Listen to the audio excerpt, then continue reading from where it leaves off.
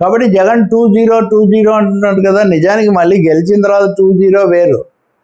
ఇప్పుడు ఓడిపోయిన తర్వాత ప్రతిపక్షంలో లోపల అసెంబ్లీకి వెళ్ళకపోయినా మేము ఆ లోటు తెలియకుండా బయట చేస్తున్నాము. ఏదో ఒకటి చేయకపోతే మీరు అక్కడేం మాట్లాడకుండా ఇక్కడ తాడేపల్లి భవనంలో కూర్చొని మీడియా ముందు 1-2 గంటలు చెప్తే ఉపయోగం ఏంటనే ప్రశ్న కూడా వస్తుంది. కాబట్టి ఇంకొకటి, తనతో పోలిస్తే నాయకుల్లో ఎక్కువ మంది అంత ఫోర్స్ఫుల్గా శక్తివంతంగా ఎదుర్కోవట్లేదనే ఒక సందేహం కూడా ఉంది. దానికి అనేక కారణాలు. వైసీపీ సిస్టమ్ అంతా డిస్టర్బ్ అయిపోయింది. అప్పుడు సలహాదారులు, అప్పుడు స్క్రిప్టులు రాసేవాళ్ళు వాళ్ళు ఎక్కువ మంది లేరు. సో ఏదో కొంతవరకు ఎదుర్కొంటున్నారు కానీ ఒక క్రమ పద్ధతిలో లేదు. సో ఇది మార్చడానికి కోసం ఆయనే రంగంలోకి రావాలి అని నిర్ణయించుకున్నట్టు కనిపిస్తుంది.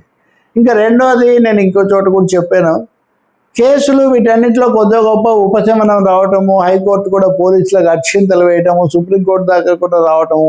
ఇప్పుడు వల్లభనేని వంశీ దగ్గర నుంచి మొదలైంది కదా, వస్తారా రారా అని, అక్కడి నుంచి అది అలా నడుస్తూ వచ్చింది.